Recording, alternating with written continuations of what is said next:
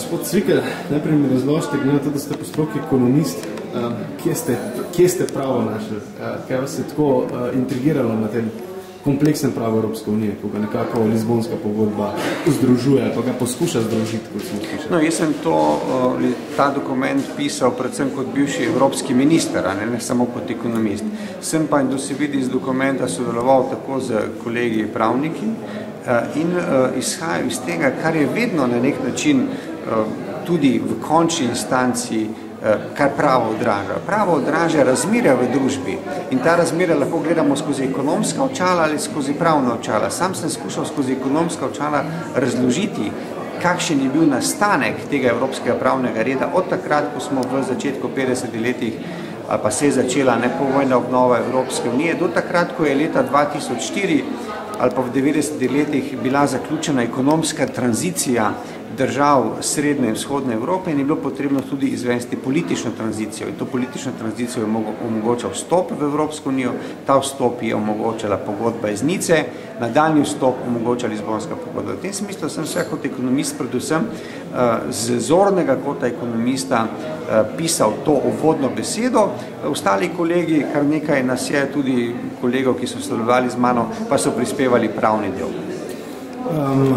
To je nekakšna ustava Evrope, oziroma še ne sprejeta, kot vemo, še ne delujoča ustava Evrope, ampak kaj ta akt sploh omogoča Evropske unije? A je to tisti bit, ki daje, bomo rekli, da rata to človek, ne se zadnje, da rata ena vrsta država in vrsta subjekt Evropske unije? No, gotovo je pomembno, da seveda daje ta akt Evropi pravno osebnost, ampak kar je pa zame še pomembneje, omogoča te Evropske unije, da postane notranje učinkovitejša in da tudi zaokroži bi rekel, proces nadaljne širitve. In v tem smislu ocenujem, da je pač ta dokument, okolikor bo uveljavljen tisti dokument, ki bo omogočal tudi v večji meri ustreznejše delovanje tako Evropskega parlamenta, nacionalnih parlamentov, Evropskih komisij in tudi izvršne oblasti posameznih držav, da bi skozi transparenten demokratični proces sprejemali zakonodajo v dobrobit državljanov Evropske unije.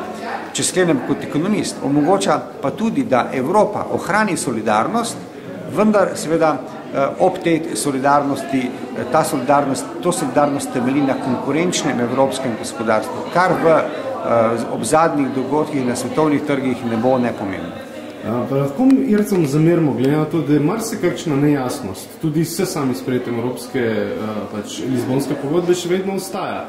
Recimo, prej smo slišali dr. Balcona glede kazenskega zakonika in da lahko neki notranji ministri nacionalni parlament enostavno poteptajo z neko odločitvijo. No, jaz bi rekel, nič ni mogoče zameriti Ircem. Jaz mislim, da so Irci za svojim nepreprosto zahtevali od evropskih voditeljev ponovni premislek.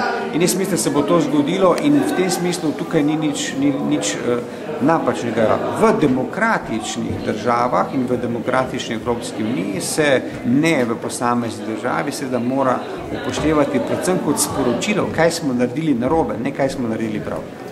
Koliko slovenskih poslancev sploh lahko prebralo ali pa je razumelo Lizbonsko pogodbo, ki so jo sprejeli, ratificirali leto dni nazaj? Tega ne želim niti komentirati, ampak dejstvo je, da tako se je sprejemala Evropska oziroma Lizbonska pogodba, spremembe pogodbe v Evropski uniji in pa delovanju Evropskih skupnosti, ta knjiga ni obstajala. Obstajalo zgolj besedilo Lizbonske pogodbe, nekaj nas je sodelovalo že v prejšnjih dogodkih in to morate predvsem vprašati posamezne poslance. Ampak jaz mislim, da to ni več temeljno vprašanje. Temeljno vprašanje je, da ko bo Lizbonska pogodba uveljavljena, bo potrebno v slovenskem parlamentu sprejeti nekaj zakonov, med katerimi bo gotovo prvi zakon o spremembi zakona o sodelovanju med vlado in državnim zborom, ki bo potrebno za javnost odpreti seje ustreznega odbora državnega zbora, kjer se razpravljajo spremembe zakonodaje, ki jo bomo čez nekaj let tudi sprejemali kot domačo zakonodajo. Če bo to narejeno, potem bomo demokratični deficit tudi v Sloveniji zmanjševali.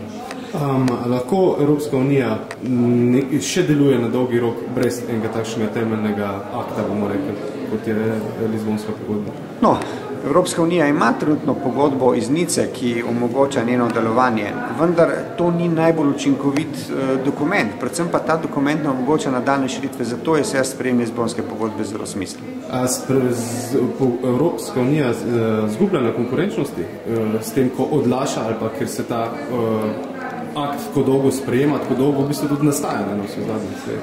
Neposredno ne, vendar na dolgi rok evropsko gospodarstvo v tem globalni konkurenčnosti bo z takšno Lizbonsko pogodbo gotovo učinkovite se odzivalo na izzive konkurenčnosti. Hvala.